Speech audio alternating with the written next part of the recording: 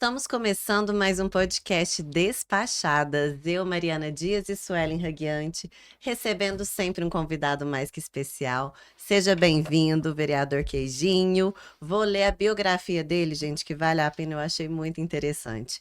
Antônio Augusto Gonçalves Goulart, Queijinho, nascido em 13 de junho de 77, filho de Agostinho Aurélio Goulart, Pitt e Regina Antônio Gonçalves Goulart. Pai da Júlia, é casado com a Rita Virgínia Gonçalves, cursou agronomia na UFO e se formou em Direito pela Unitrim em 2001. Advogado especialista em Direito do Trabalho com ênfase e atuação junto ao setor de eventos de Uberlândia e região. Criado na zona rural, é produtor rural, com atuação juntamente com os irmãos e a mãe na pecuária leiteira e de corte. Está em seu segundo mandato na Câmara Municipal, tendo sido, na última legislatura, o parlamentar que mais apresentou projetos de lei na casa. Atua e defende diretamente pautas importantes como o agro, o esporte, o setor de eventos, a causa animal e as melhorias na prestação de serviço de energia elétrica, tendo sido o primeiro autor de uma CPI contra a CEMIG, proposta no ano de 2023. Temos muito a falar com o senhor aqui. Seja bem-vindo. Seja bem-vindo. Muito obrigado e primeiramente agradecer a vocês pelo convite, doutora Mariana, doutora Suelen. É um prazer estar aqui com vocês. Eu que sou da região, morei aqui a minha vida quase que toda, né? Então estou bem em casa, me sentindo em casa e à disposição de ambas. Que ótimo. Bom. E vamos começar falando um pouquinho da sua história. Como é que foi essa partida do mundo da advocacia para dentro de uma casa política? Na advocacia, meu finado pai era advogado e nós somos 3 irmãos, cada um seguiu uma profissão e eu sempre gostei do direito, sempre acompanhei meu pai, né, propriamente dito. Meu pai que também era político, trabalhou na política, foi advogado de seu Paulo Ferola, de seu Virgílio Galassi, e eu, enquanto criança, acompanhava meu pai nos comícios, né, nos comitês que tinham na época, por ambos e por outros candidatos também, outros políticos. Então o gosto pela política já vem desde criança. Eu me lembro que aqui na Francisco Galassi, o seu Virgílio morava ali, o seu Virgílio com o Leone, que foi genro do seu Virgílio Galassi, também já falecido, e dali a gente montava, eu com 14, 15 anos, naquela época você podia subir, né, em caminhonete, em caminhão, era permitido você andar na carroceria. Então eu era um dos primeiros que estava lá com som, ajudando a montar som, para a gente sair para os comícios que também eram permitidos. Hoje a legislação eleitoral não permite mais comícios, Que eram né? os showmícios, né? Showmícios, tinha os comícios e os showmícios. E isso, desde pequeno, então, eu me vi, né, nesse meio. Meu pai foi suplente vereador. Eu trabalhei com um tio, irmão dele, que foi vereador em Uberlândia, hoje é superintendente do IPREM, Instituto de Previdência. Foi na minha primeira passagem na Câmara como assessor. Eu já formado em Direito como advogado. Fui assessorá-lo juridicamente no ano de 2002 a 2004 e de lá para cá eu me estendi a trabalhar com outros vereadores. Trabalhei com o ex-prefeito Odelmo também em 2 secretarias, a Secretaria de Desenvolvimento Social, Habitação e Trabalho e na Secretaria de Serviços Urbanos, como assessor jurídico.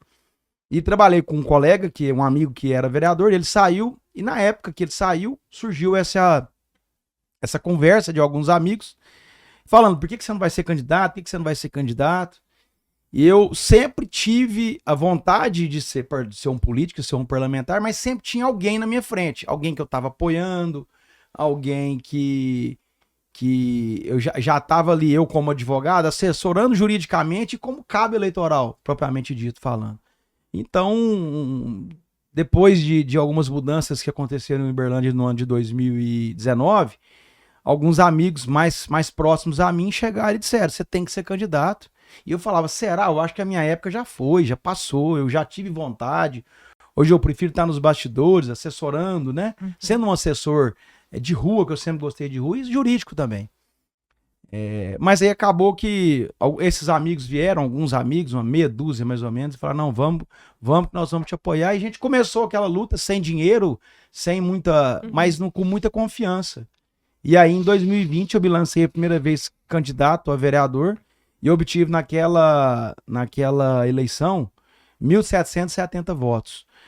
Foi uma eleição muito difícil, pandemia, uma ironia do destino, porque eu pude ajudar todo mundo com quem eu trabalhei, E logo na minha vez, eu do setor de eventos, advogado de evento, produtor de evento, eu não pude estar nas aglomerações naturais dos eventos para pedir apoio a mim, para pedir o voto a mim por conta da pandemia. Mas a gente lutou, trabalhamos muito, foi uma eleição muito difícil.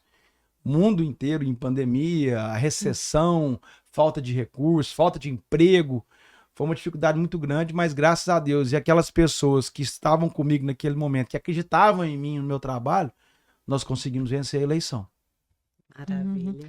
Vereador, e assim, o senhor está no segundo mandato, né? Sim. Como o senhor bem disse. O que mudou do primeiro para o segundo, assim? O que o senhor consegue vislumbrar, assim, que alterou nessa sua jornada até os dias atuais? Muda, Suelen, a questão da própria experiência. Você que apresenta um projeto de lei, a gente que é advogado, muitas vezes a gente deixa até de ser advogado para ser parlamentar. Quando eu falo tecnicamente, porque, por exemplo, às vezes eu pego um projeto que eu sei que aqui existe uma renúncia de receita e eu, como vereador, eu não tenho prerrogativa de apresentar projeto de lei que vai incidir em renúncia de receita. Isso só o prefeito pode fazer, muitas vezes com a própria concordância do Ministério Público, né? Então, às vezes, você tem um projeto que é interessante, que você vê em outros estados, outras cidades, você quer fazer igual para a sua cidade. Porque o que é bom para as outras localidades, a gente quer fazer aqui para a nossa cidade. A gente quer fazer para ajudar o povo, ajudar a população.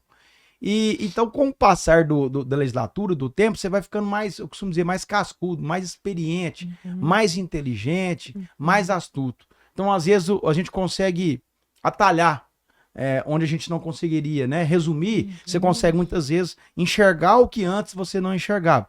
E isso, somente o trabalho, somente o dia a dia, somente a legislatura é que vai te dar essa musculatura, vamos dizer assim, né? Esse conhecimento técnico, mais ainda o conhecimento jurídico. Eu sou uma pessoa que eu estudo muito, tento estudar o pouco tempo que eu tenho. Eu tento me preparar, tento pesquisar. O mundo hoje é muita informação. Você pega o telefone, você tem um Instagram, você tem uma série de... né, e aquilo bombardeando a gente de informação e de notícias. Então, tem tentado filtrar muito dessas notícias e para utilizar no mandato propriamente dito. A gente recebe muita sugestão, né? E é normal, ninguém é dono da verdade. Eu falo, passa para mim o que Mas é você para quiser. isso que até o político tá ali, né? Exatamente. Para ouvir a sugestão Pra do ouvir. povo, né? A eu gente falo tem assim, que né? ouvir e, se for realmente interessante, botar em prática. Sim. Muitas vezes é inviável. A pessoa, às vezes, não entende a questão técnica que a gente está falando. Nós três somos advogados, a gente sabe conversar mais fácil. Muitas vezes, juridicamente, não é possível. A competência não me permite apresentar um projeto. Isso compete ao prefeito. Mas eu vou tentar fazer, vou tentar mudar, vou tentar mostrar para a comissão, a comissão inerente, né? Geralmente a Legislação e Justiça, que é a comissão que tramita por todos os projetos, tramitam pela Comissão de Legislação e Justiça. A gente tenta mostrar aos membros da Comissão de Justiça que esse projeto, que muitas vezes aqui está sendo considerado ilegal e inconstitucional, ele foi reconhecido como legal e constitucional em outras praças. E a gente quer trazer isso. Mas somente a vivência, o dia a dia, a legislatura propriamente dita é que vai te trazer, vai te dar essa condição de você ficar um pouco mais experiente, né? E ganhar até tempo. eu falo assim, um político que estuda é um político diferenciado, né? Sim. Eu fico, assim, muito feliz em saber, assim, quanto você é comprometido com isso, porque é diferente. A gente vê a diferença de um político que tá ali, que tem conhecimento, que estuda. Não adianta falar assim, às vezes vem uma pessoa... Eu, por exemplo, sou contra uma pessoa que não teve um estudo, não teve uma preparação acadêmica de chegar numa posição... Apesar da Constituição Federal não prever isso, né? Isso é uma opinião minha, pessoal. Mas eu concordo com a sua opinião. Quando eu cheguei na Câmara em 2021, eu apresentei só no primeiro mês 21 projetos de lei, eu lembro. Já era o primeiro que tinha... Eu apresentei, trabalhei muito em janeiro. Para chegar em fevereiro, na primeira sessão, eu empossado, o sonho que eu tinha de estar ali, eu apresentei 21 projetos de lei. É claro que nem todos foram aprovados, lógico. Mas ali eu já mostrei que realmente a intenção, a vontade que eu tinha de estar ali para fazer diferente. E aí a fotógrafa da Câmara, ela chegou para mim e falou assim, Queijinho, ela não me conhecia. Eu tô vendo aqui, você parece que tá um pouco mais à frente dos outros. Aí eu falei, olha, eu passei aqui 18 anos como assessor, eu trabalhei com 5 vereadores, não é possível que eu não aprendi alguma coisa, né? Eu acredito que eu tenha aprendido alguma coisa. E assim, um proveito que a gente tira da experiência de ter trabalhado e que a gente usa na prática, coloca na prática. Então, muitas vezes, a gente tem uma certa condição, às vezes até um pouco mais do que quem chegou com a gente, por ter tido a oportunidade de ter trabalhado com quatro, ex-vereadores e com 2 secretários lá no Poder Executivo com o ex-prefeito Odel. Então, isso faz a diferença. Ok, Jim, me fala uma coisa. Falando em opinião e projetos de lei. O governador Zema, uma das pautas dele de campanha à presidência que ele trouxe é defender a alteração e trazer menores de idade ao trabalho. Qual que é a sua opinião sobre isso? Eu postei isso hoje, depois olha lá. Postei isso na hora do almoço. Eu vi. Por isso eu tô trazendo a pauta. Eu concordo com ele. Eu acredito que menores podem sim trabalhar a partir dos 14 anos, até porque a própria legislação já permite. E eu vou falar um negócio para vocês. O que eu recebo de pedidos de amigos meus e de terceiras pessoas que querem o primeiro emprego para os filhos adolescentes é uma grandeza. E ele tá certo. Eu trabalhei na fazenda desde pequeno. Trabalhei 8, 9, 10 anos. Pus a minha filha para ajudar. Não que ela hoje tem uma outra vida, mas eu vivia mais na zona rural. Meus irmãos viviam mais na zona rural. Eu não vejo problema algum, desde que não haja, é claro, prejuízo para as crianças. E é isso que eu entendi, o que ele quis passar. Os meninos têm que trabalhar mesmo. Se puder ter a oportunidade de ser um aprendiz com 14 anos, como a lei permite, por que não fazer? É muito melhor trabalhar do que ter a oportunidade da cabeça vazia, tá aí de fora, fazendo coisa que não deve, né? Tendo tempo para pensar em coisas ilegais e ilícitas. E a gente sabe o que isso acontece. Lógico que não nós não podemos generalizar, mas infelizmente com pessoas que não têm, as pessoas que não têm, as famílias que não têm tempo e que deixam seus filhos, muitas vezes, sem esse contato diário, porque tem que trabalhar, porque tem outras preocupações, as crianças acabam sim ficando aí a bel prazer de criminalidade, né, de eventuais ilicitudes com as quais a gente não pode concordar. Então eu concordo, sou da mesma opinião do governador Zema.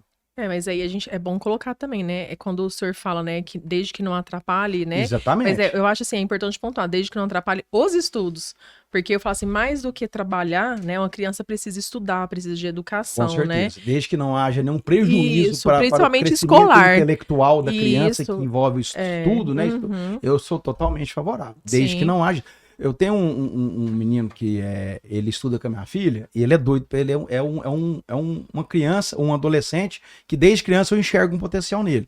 Eu falo, é o tipo do menino, do jovem que tem potencial para ser político, parlamentar. Gosta, é o cara que resolve tudo na turma. E ele desde os 12 anos, quando ele saiu da infância e foi para adolescência, ele falou, que dia que eu vou trabalhar com você? Eu quero trabalhar com você.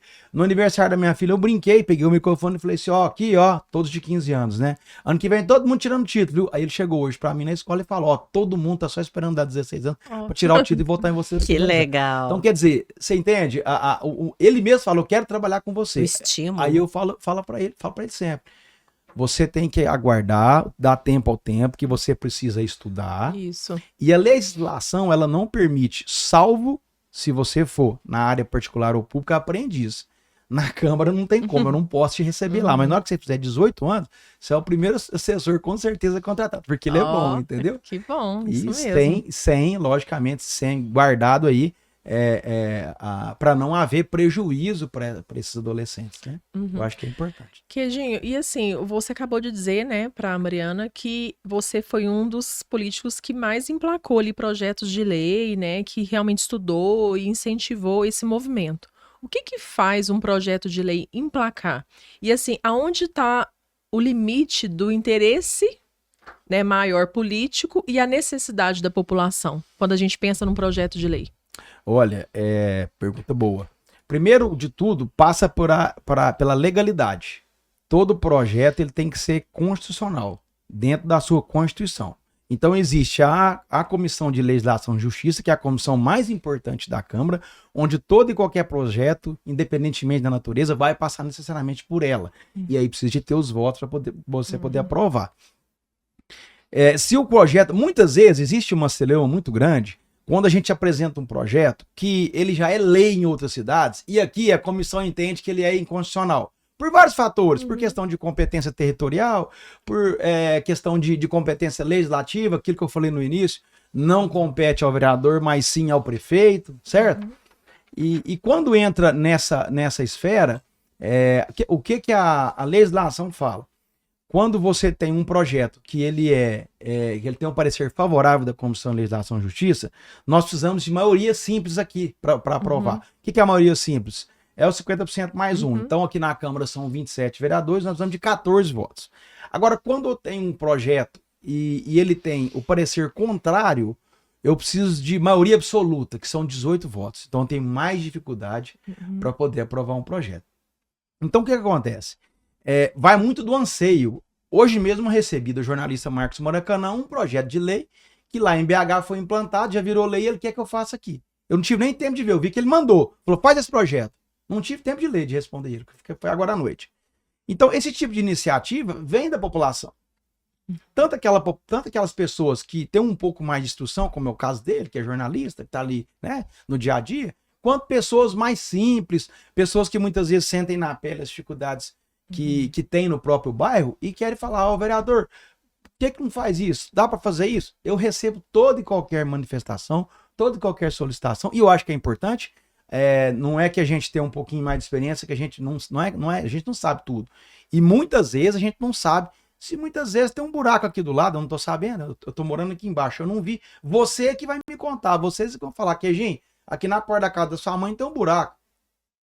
Né? Então, sim, a gente tem que ouvir. Eu volto a dizer. Eu faço isso, eu já chamei vereador pra tampar buraco na porta da minha casa. Mas isso eu recebo todo dia, é comum. É normal, e eu falo assim, a gente tem que fazer esse movimento, né? Incentivar. Nós estamos lá pra isso. Quem que você vai procurar? Você vai procurar um parlamentar, um vereador, que é da sua confiança, Sim. que você acredita, que você acompanha o trabalho dele na rede social. Você fala, não, eu posso procurar esse cara, né? Por exemplo, como é que vocês me descobriram? Entendeu? É trabalho, rede social? Sim, com certeza, porque você é reconhecido na cidade, Exato. com porque certeza. a gente trabalha. E aí, eu fico falando E o assim, seu trabalho você mostra nas suas redes. eu faço questão de mostrar, porque aquilo ali é o meu dia a dia. É a verdade, eu não minto uma vírgula. Ali é a minha vida. E muita gente fala assim, cara, Celso, você anda demais? Você não... Ando. O que eu gosto de fazer é andar, principalmente na zona rural. Hoje eu estava conhecendo uma fazenda que é de leite e que produz a ração que o gado consome. Então, me chamam aqui, principalmente se for água, que eu vou. Semana passada eu fui visitar 4 obras fora da cidade, uma na zona rural, Anel Viário Sul, Contorno Sul. Então, enfim, essa é a nossa função. É estar no meio das pessoas, é estar conhecendo não apenas as obras, mas toda e qualquer benfeitoria que vai ser feita em Uberlândia, até pra gente poder te dar um retorno. Você me pergunta, doutor Bernardo, como é que tá a obra do Anel Viário Sul? Eu sei, porque eu vou lá. Mas se você me perguntar, às vezes, alguma coisa do Anel Viário Norte ou outro setor, às vezes eu não sei, porque eu não estive lá. E aí entra a sugestão. Por que você não faz isso? Por que lá não tá acontecendo igual tá acontecendo no Sul? Você entende? Mas é que eu tô falando, né? Vereador, político, né? Seja o político que for, né? A gente não elegeu pra ele ficar passeando no shopping. A gente elegeu ele pra ele estar no meio do povo e resolver problema e buscar soluções. Né? Então, realmente é importante você colocar isso aqui. Né? Até para outros políticos que a gente sabe que seguem a gente, tá acompanhando, saber, né? Que realmente se inspirar, porque é isso que a gente espera, é o mínimo. Eu costumo dizer, doutora Suelen, que eu não vou falar nunca que eu sou o melhor, não é isso. Eu tento ser o melhor, todo santo dia. Eu tento me dar, eu tento ser o melhor, fazer o melhor de mim, junto com a minha assessoria, junto com a minha equipe. Eu sempre falo, nós temos que dar o máximo, porque nós somos servidores, nós somos funcionários do povo, e nós estamos aqui para ouvir todo mundo. É claro que tem algumas pessoas que extrapolam, mas faz parte. Sim. Isso a gente vai acostumando, vai ficando mais cascudo, dá para você ouvir, para você tentar resolver. E eu costumo dizer, nunca vai faltar empenho da nossa parte, da parte da minha equipe, nunca vai faltar empenho. Porque se tiver faltando empenho, não vai trabalhar comigo, não pode trabalhar comigo. Eu tenho esse pensamento, sabe? Só que muitas vezes não vai depender de mim, às vezes nem do próprio prefeito, que são demandas que envolvem outro tipo um tipo diferente de complexidade, que o vereador não vai resolver e o prefeito também não vai. Mas nós não vamos nunca deixar de atender, de ir atrás, de buscar resolver essa demanda. E conta uma coisa pra gente, qual que foi o seu projeto de lei que você mais se orgulha? Aquele que emplacou e que realmente fez uma diferença na vida das pessoas? Eu posso dizer para vocês que, graças a Deus, eu tenho muitos projetos que fizeram, que me deram alegria. Muitos mesmo. Eu tenho projeto que é a Semana do Produtor Rural, que eu levo uma semana de informação e tecnologia através do evento que eu faço agora no meio do ano, já é a 6ª edição. Eu tenho o projeto para a causa animal, contra a violência animal, mas os 2 projetos que mais me orgulham são os que eu fiz para mulher. Eu sou pai de menina, né? Só tem uma menina, tive a Júlia, né? Mas eu fiz 2 projetos que hoje são lei desde 2021. Foi o primeiro, que é a Semana de Luta e Combate à Violência Doméstica e Familiar. Em 2021, quando eu entrei, já existia esse número alarmante de feminicídios, né? Agressões, homicídios, na verdade, de uma maneira geral. E eu tenho uma amiga que é ela é inteligente no extremo e ela é extremamente atuante nessa área de atendimento à violência familiar, que é a doutora Thaís Clemente, psicóloga. E ela falou que, gente, você tem que fazer alguma coisa para a mulher. O que nós vamos fazer, Thaís? Cria uma semana para a gente poder discutir e tal. E eu fiz a semana, ela virou lei em 2021. Ela acontece durante o agosto lilás, e a gente leva conscientização, vamos para as ruas, fazemos material, vamos falar da luta, né, contra a violência doméstica. E eu já ajudei muitas mulheres em situação de risco no meu gabinete, que me procuraram de forma anônima, que vieram através do trabalho que a gente faz na rede social, e que como advogado e juridicamente eu pude orientar, pude ajudar, pude às vezes até acompanhar com a assessoria jurídica que eu tenho na delegacia, em casos concretos, né? Então sim, é muito importante esse trabalho voltado para a mulher. Os projetos são vários, mas o que eu mais, a cerejinha do bolo é o do acompanhante. Não sei se vocês sabem, mas em 2023, já desde 2023, eu tenho a lei da acompanhante. Toda mulher de Uberlândia, ela tem direito de fazer acompanhar em qualquer procedimento, seja instituição de saúde na área particular, privada ou pública, hospital público, hospital privado. Toda mulher que tiver em uma situação de atendimento de saúde, que tiver diminuição no nível de consciência, quando ela faz qualquer tipo de procedimento, como por exemplo, uma simples endoscopia que te coloca, né, inconsciente, você tem o direito desde 2023, através dessa minha lei, de se fazer acompanhar através de uma pessoa da sua confiança. Pode ser o seu marido, pode ser o seu filho, pode ser a sua mãe, pode ser o seu pai, pode ser seu irmão. Tudo para gerar segurança para a mulher. E por que eu fiz isso? Porque em 2023, vocês devem se lembrar, eu, salvo engano, foi em Macaé ou em Resende, no Rio de Janeiro, tinha um obstetra junto com um outro anestesiologista, o cara estuprava as mulheres que iam dar à luz. E eu vendo, não sei se era Fantástico no dia, ou se era Jornal Nacional, que deu um estalo. Eu falei, isso aqui não vai ter lei em Uberlândia para proteger a mulher. Isso é um absurdo, né? E aí eu entrei com um projeto, rapidamente nós aprovamos, eu já fiz divulgação, e vira e mexe, eu preciso estar voltando e falando, mas hoje eu tenho 2 assessoras que trabalham nessa área, uma delas inclusive foi vítima de violência obstétrica? Não, de obstétrica não, ela foi vítima de violência doméstica, né? E hoje ela sabe, assim, a gente costuma dizer, quando você conhece, quando você sente na pele, quando você tem experiência, quando você dedica a uma coisa, ela tende a sair mais perfeitamente, né? Mais perfeita. Então essa minha assessora, ela sentiu isso. Ela foi abusada, ela teve problema, né, de violência. Ela tem essa sede de justiça. Ela sabe o que ela passou e ela tem um tato muito grande de tratar esses casos de violência. E ela tem ajudado, junto com a outra, que agora, outra assessora que eu desloquei de um setor administrativo para ajudá-la a poder ter mais força, mais tempo e mais disponibilidade para essas mulheres, que infelizmente a gente sabe, 2025, agora em 26, explodiram, né, os casos de violência contra a mulher, a gente vê aí, infelizmente, feminicídio, e assim, então, eu de cabeça, eu devia até trago um resumo na cabeça dos meus projetos, mas os que mais me chamam a atenção são os voltados para a mulher, atendimento à mulher. Perfeito. Queijinho, e assim, vamos falar um pouquinho da CPI, da CEMIG, né? O que te motivou, o que te chamou a atenção, né, para buscar isso? O que aconteceu e o que foi descoberto? Então, 3 de dezembro de 2023, como eu disse para vocês, eu moro aqui no Patrimônio, uma tarde, noite chuvosa. Já existiam problemas de falta de energia elétrica, já estava acontecendo alguns, né, os apagões e tal. Mas naquele dia 3, eu estava sozinho em casa, num domingo, e ali no Patrimônio não tive problema. Nossa região ali, nós não ficamos sem energia. Mas me chamou a atenção porque mais ou menos 16 pessoas de números diferentes, não estava no meu telefone, mas números que apareceram. Um contou, né? Liga pro Queijinho, liga pro Queijinho. Então, eu salvo engano, eram 16 pessoas de bairros diferentes.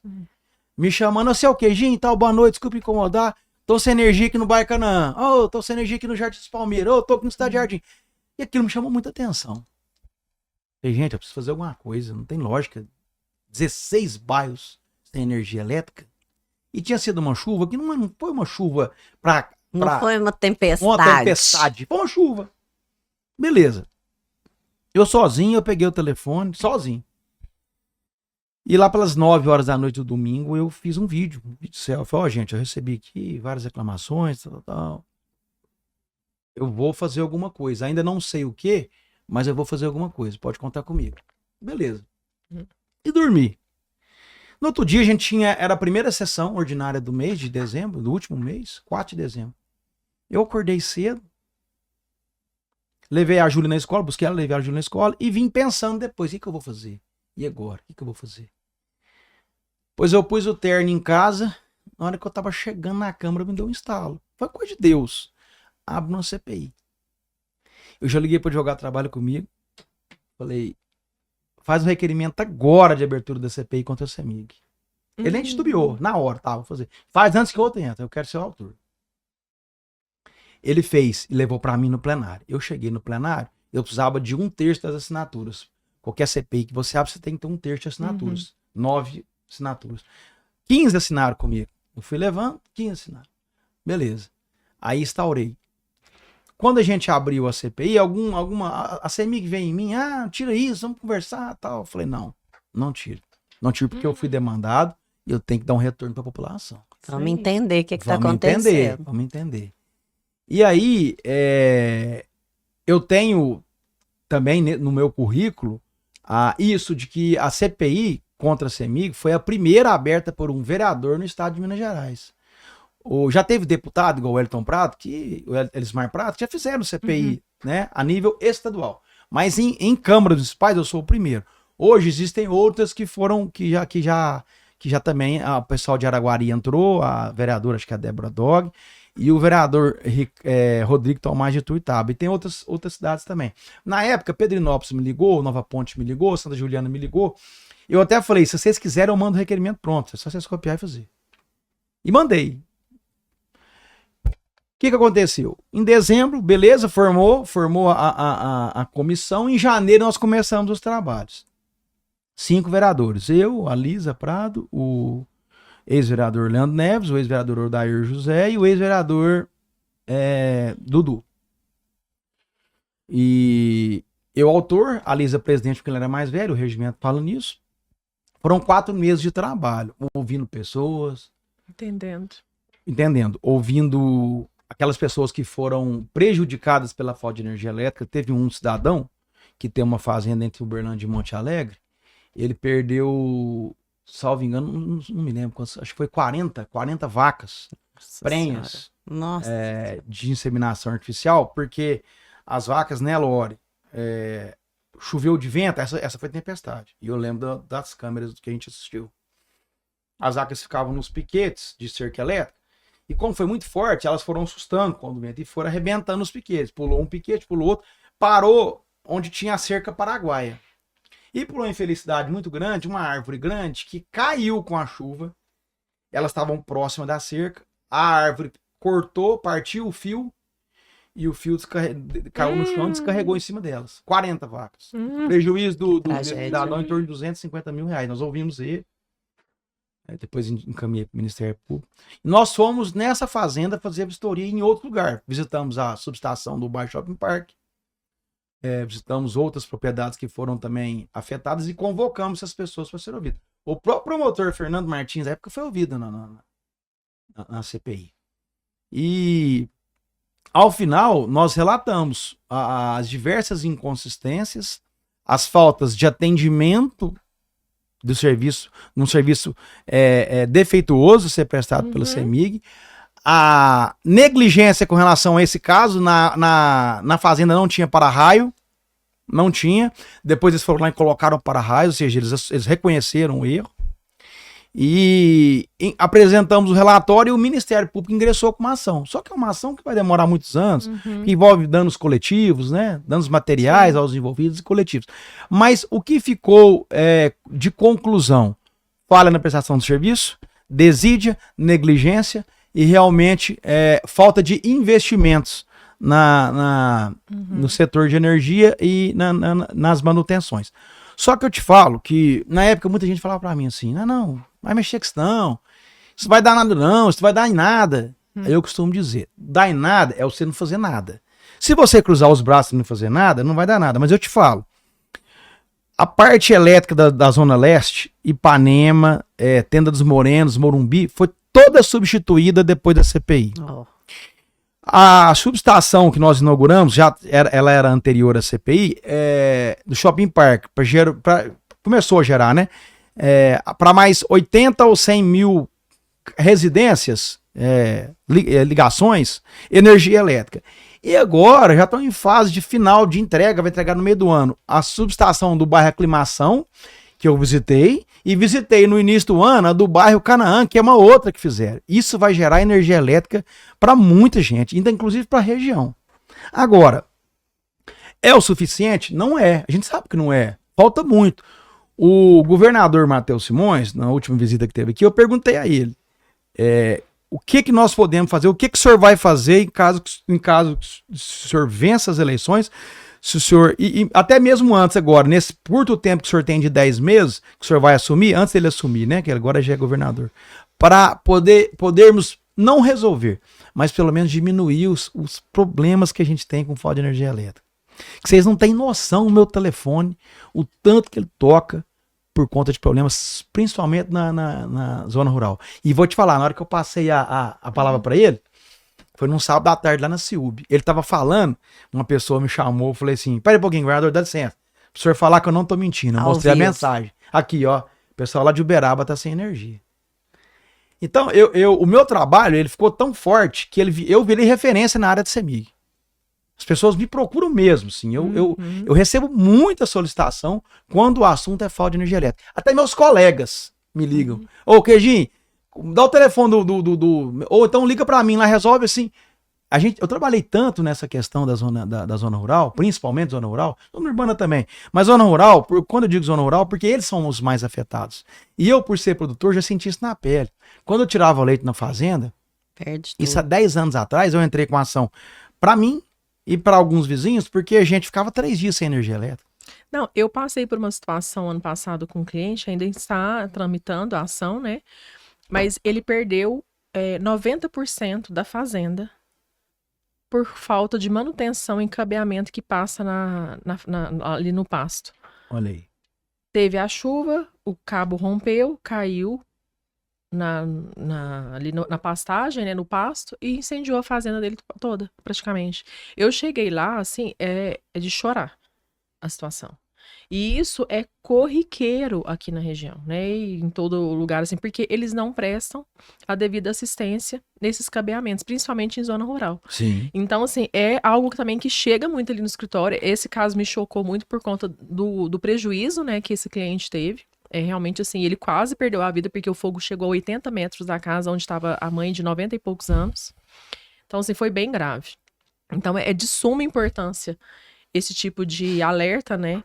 E atenção, porque realmente, assim, há uma má prestação de serviço. E nós estamos falando de uma das energias mais caras do Brasil, Justamente. né? A CEMIG já teve aquele jargão antigamente, há uns 15 anos atrás, 20, na melhor energia do Brasil. E eles falam que estão trabalhando para voltar a ser a melhor energia do Brasil. A gente sabe que em outros estados também existe a dificuldade, em São Paulo com a CPMF, a CPML, a Light no Rio de Janeiro, a Celg em Goiás, só que a CEMIG, ela deixou a desejar de um tempo para cá, né? Mas a gente está tentando, com esse trabalho de CPI, a gente chama a atenção. E mal ou bem, como eu disse para você, algumas coisas já aconteceram. Sim. de bom para a população, de bom para, né, para os municípios, isso é que vale. Vale a gente ver o retorno, né? Eu perguntei pro governador também, com relação hoje, principalmente à zona rural, o problema da zona rural é que hoje as lavouras cresceram muito, né, o que é natural, e cresceram com ela os pivôs. E isso demanda muita energia.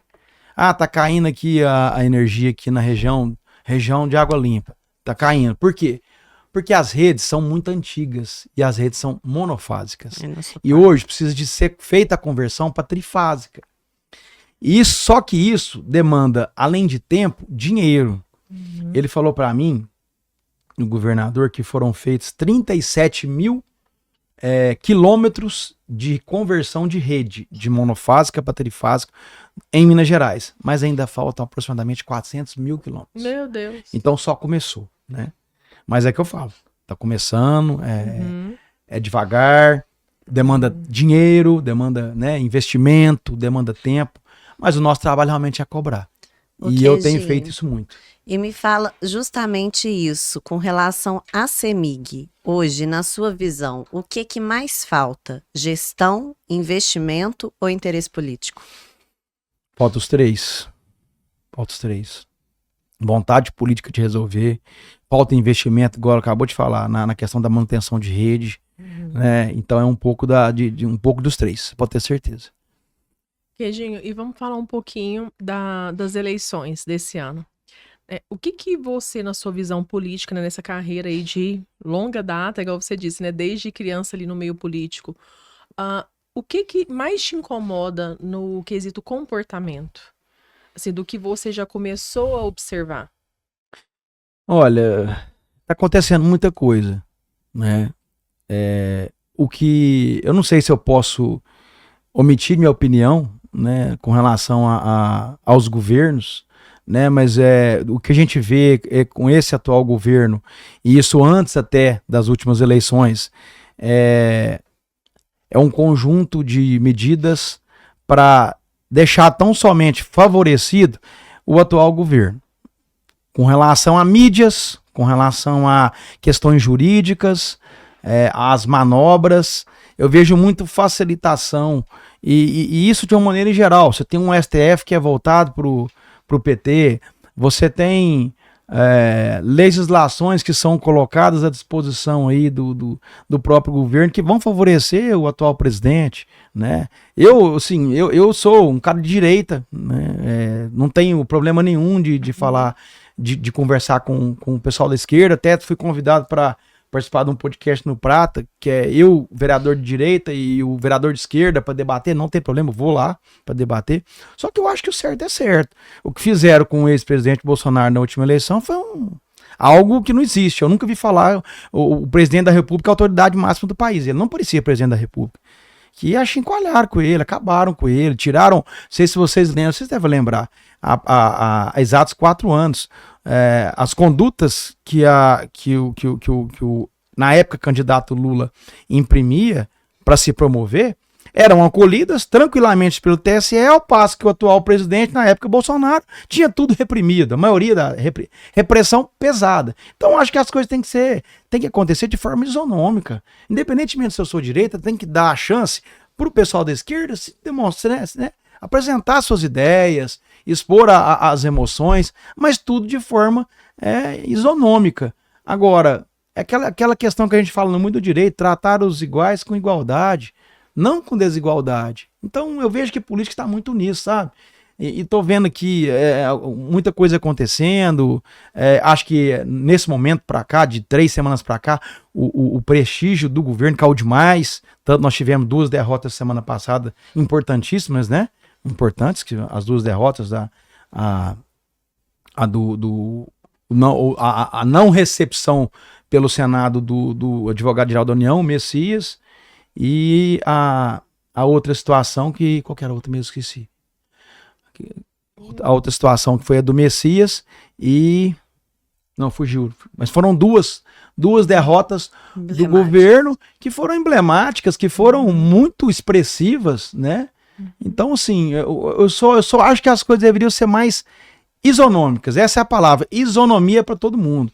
Ninguém tem que ter mais força do que o outro para poder disputar a eleição, para poder mostrar um interesse, mostrar o que pensa. Tem que ser todo mundo igual.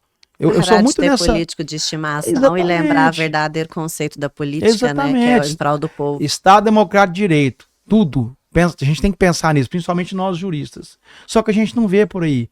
A gente vê uma coisa muito fora do que a Constituição prevê, né? Desculpa perdão a palavra, mas muita sacanagem, muita coisa errada. E as coisas poderiam ser diferentes, né? Sim. Ok, Jim, você pensa em fazer diferença e subir na política, ou permanecer no seu cargo, ou abandonar a política? Como é que é seu futuro profissional? Doutora Mariana, eu acho que a gente tem que pensar sempre no melhor. Principalmente se você tem um ideal, né?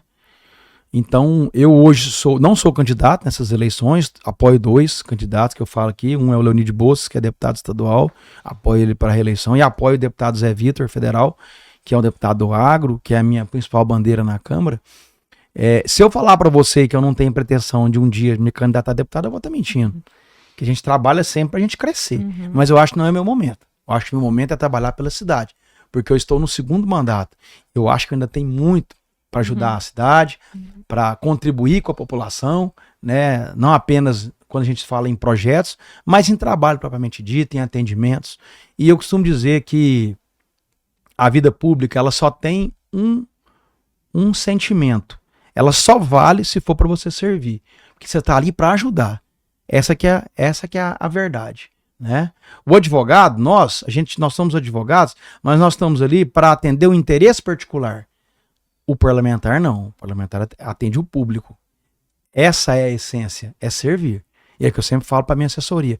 Nós somos servidores. A gente tem a obrigação de servir. Gente, não tem coisa melhor do que servir.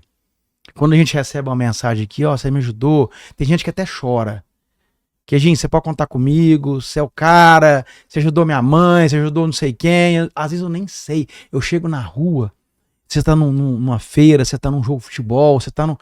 A pessoa chega e fala assim, muito obrigado, você ajudou minha mãe, você ajudou... Eu não sei quem que é. Tanta gente que... né? E assim, a gente tem... Como a gente conversa com muitas pessoas, muitas vezes eu tava num evento sábado, o cara falou pra mim assim, um segurança, eu cumprimentei ele falou assim, se é gente boa, você conversa comigo direto. Aí eu falei, que legal, tal. Não sei quem é. Porque eu converso mesmo. Sim. Eu gosto de conversar, sabe? Eu gosto de fazer coisas simples, coisas bem simples, que eu acho que o simples é que vale a pena. O simples é que chama a atenção. Então, voltando à pergunta, eu tenho sim um sonho de um dia, quem sabe, me candidatar e poder representar não apenas a minha cidade, mas o estado todo. Mas eu acho que agora eu tenho que ficar e trabalhar para trabalhar mais e mais para poder ajudar a cidade aí, né, a crescer, a desenvolver e fazer o que for possível e preciso. E tá fazendo um bom trabalho, continua. Eu agradeço. Keji, então, pra gente finalizar, infelizmente, já tá acabando o nosso horário aqui. O podcast é bom, mas passa rápido, né? Passa muito rápido, né? E eu falo assim, tinha mais coisas pra gente perguntar, mas quem sabe um dia você volta pra gente conversar. Maior prazer. Mais. A gente vai fazer um ping-pong com você aqui pra finalizar, mas não pode pensar muito, não. Pode não? Pode não, tem que ser mais dinâmico. Vamos lá, um problema urgente de Uberlândia. Você falou que não pode pensar muito, tem tanto problema. O que vier é o primeiro, né? O primeiro que vier é infraestrutura. Um erro comum dos políticos. Mentir. Um político que o senhor respeita muito. Odelmo Leão. Um tema que ninguém quer enfrentar. Nossa, gente, tem coisa demais, vocês são custosas. Despachadas. Saneamento básico e, às vezes, quando se fala em abuso sexual. Política tem que ser vocação ou interesse? Vocação. Total. E se o senhor não fosse político, seria... Queijinho. Muito bom. Queijinho, agradecer a sua participação. Tem um mimo do nosso programa para você. Que legal. Feito Obrigado. pela nossa patrocinadora Chica Bordeaux, um necessaire personalizado. Que legal. Muito obrigado, viu? Uma honra mesmo esse bate-papo enriquecedor, saber a disponibilidade e o acesso ao senhor, né? Isso, o senhor tá no céu, não precisamos de formalidade, eu tô com os cabelos brancos, mas não é apenas a idade, é o trabalho também que nos deixa com muita honra de cabelos brancos. Mas eu costumo dizer, desculpa te interromper, doutora Mariana, mas o político tem que ser aberto. O político tem que estar à disposição. O político tem que ser acessível. Né? Você me chamou a primeira vez, doutora Suela. Foi mesmo. A gente falou rapidamente. Solícito, né? Assim, e me desculpa. Aceitou imediatamente. Modéstia à parte. Não, isso aqui é uma coisa que eu mais gosto de fazer. Até porque, como a gente é geminiano, e o geminiano conhece pouco. Então, geminiano, advogado e político. Ai, que é isso? Então, assim, eu acho que tenho certeza, o político ele tem que estar sempre à disposição e acessível. Então, por isso que rapidamente a gente já se interagiu e já deu tudo certo. Eu te agradeço assim, imensamente. E vou te falar, segunda-feira é um dia que eu tenho tanta agenda à noite. Ou eu tô no leilão de gado, ou eu tô na igreja que a gente tem o Terço dos Homens, ou eu tô no praia. Então, assim, cada semana eu tô em um lugar. Mas aí, eu falei, não, faço questão de desmarcar aqui pra gente poder ter a oportunidade de conhecê-las pessoalmente e participar do programa. Que honra e que privilégio de desfrutar desse bate-papo. Muito obrigada. E aqui a gente encerra mais um episódio do podcast Despachadas. Vamos agradecer aos nossos patrocinadores que acreditam no nosso projeto. Chica Bordeaux Acessórios, Globo Contábil, Porto Bank, Geomática Perícias e Geoprocessamento, Patrícia Rezende, Cabelo e Pele, quem arruma as nossas madeixas, sempre maravilhosas, e Essenziale, quem está nos vestindo, tanto com as roupas e acessórios.